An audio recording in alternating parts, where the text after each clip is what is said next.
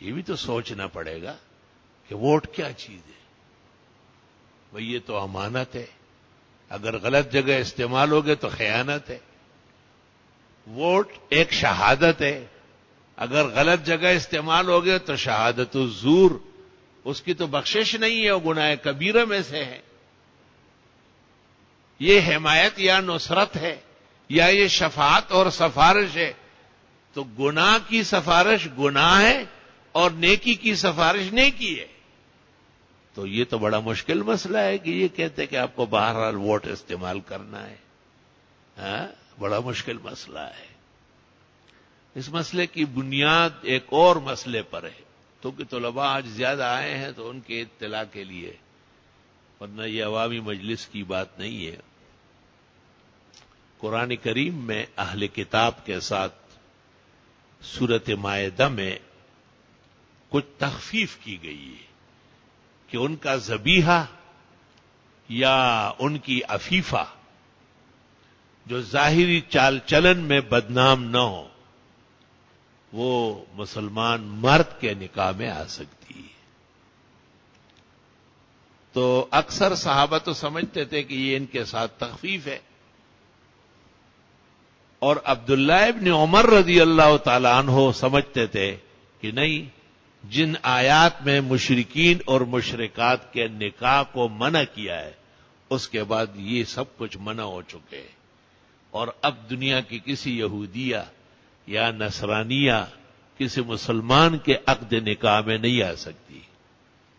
تو بہت سارے اختلافات ایسے ہیں جن کی اصل صحیح ہے. تو جو لوگ کہتے ہیں کہ بہرحال ووٹ کا استعمال کر لے، شاید وہ اس نے حسن ظن میں ہو کہ اللہ تعالیٰ اس سے ان کو توبے کی توفیق دے آپ کے اچھے ووٹ سے. آپ مبارک آدمی ہیں، نمازوں کے پابند ہیں، دین کے پابند ہیں، اور آپ ان کی حمایت یا تائید اسی خیال سے کرتے ہیں کہ کم از کم کلمہ گو مسلمان تو ہے، اور ہمارے بہت سارے لوگوں نے اس پر اعتماد کیا ہے. ذرا غور سے باتیں سنا کرو. بخاری شریف میں ہے کہ ایک شخص نے اندھیرے میں صدقہ تقسیم کیا. اندھیرے میں یہ خیال ہوتا ہے کہ بھئی کیا لوگوں کے سامنے میں نے پیسے بانٹنے، کوئی ریاکاری دکھلاوا تھوڑا ہی کرنا ہے.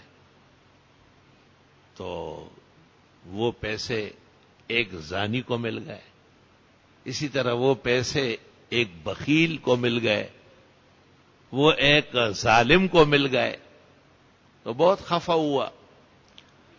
اس زمانے کے پیغمبر کو اللہ تعالیٰ نے وحی فرمائی کہ آپ کے اس صدقے اور خیرات کی وجہ سے وہ زانی عمر بھر کے لیے زنا سے تائب ہوا، اور آپ کے اس صدقے اور خیرات کی وجہ سے وہ کافر مسلمان ہوا، اور وہ مجرم ہمیشہ کے لیے، وہ بخیل ابخل الناس، وہ ہمیشہ کے لیے سخی ہو گیا.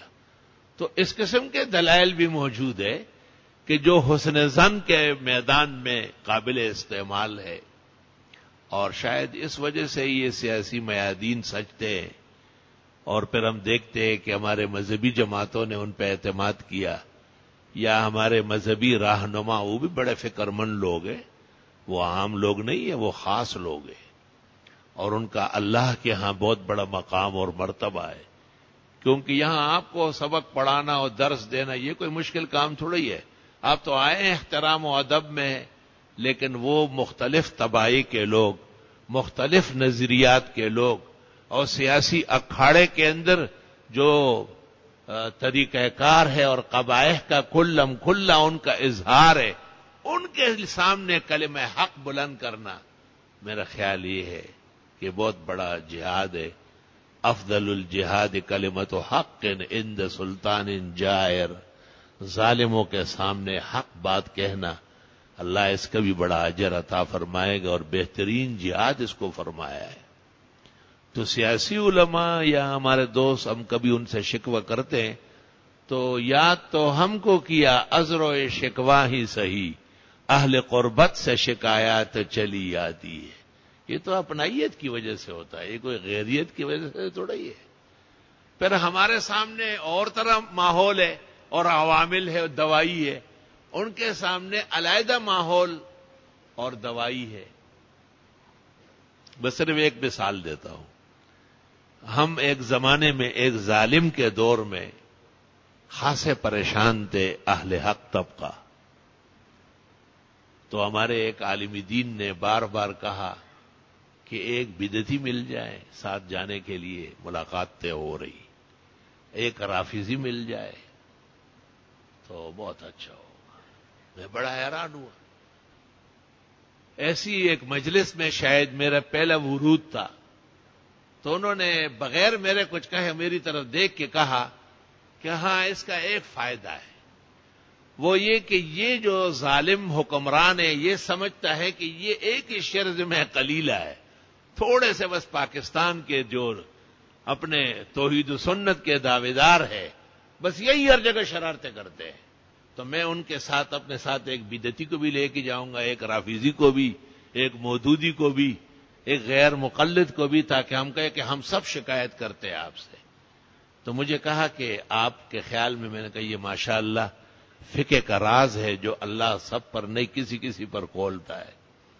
تو میری گزارش یہ ہے کہ جب ایک دفعہ علماء دین اہل حق طبقہ ان سے ہماری وابستگی ہے اور وہ یہ میدان کارزار میں اترے ہیں تو ان کے لیے دعائیں بھی کرنی ہے، کیونکہ سیکنڈوں میں مجلس سے اڑ جاتی ہے اور پتہ ہی نہیں چلتا کہ کل کتنے لوگ مارے گئے. ہمیں تو ہر اس طرح ظالمانہ طریقے سے تہ تیغ کرنے کا صدمہ ہے. خنجر چلے کسی پہ تڑپتے ہیں ہم فقیر، سارے جہاں کا درد ہمارے جگر میں ہے.